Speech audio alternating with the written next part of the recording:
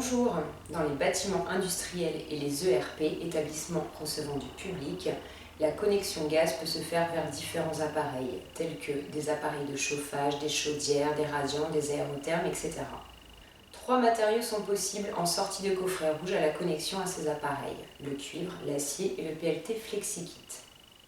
Avec le cuivre et l'acier, on travaille sur de petites longueurs qui impliquent des brasures, soudures et donc des connexions supplémentaires qui pourront être source de fuite.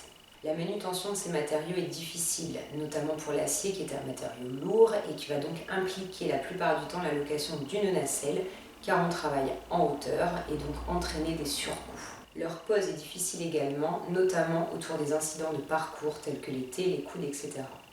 Ce sont des matériaux qui devront être peints de couleur jaune par la suite, couleur gaz.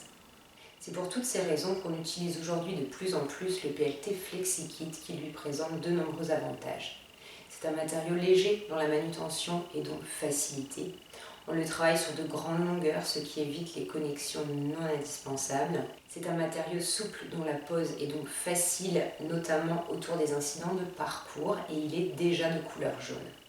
Attention, l'installation doit être réalisée avec des colliers de fixation adaptés à la nature des matériaux. Dans le cas d'une chaudière, on utilise un raccord PLT FlexiKit cuivre ou acier sur la vanne à poignée jaune. Dans le cas d'un radiant ou d'un aérotherme, on se connecte aussi sur la vanne à poignée jaune, mais également avec un flexible et un détendeur.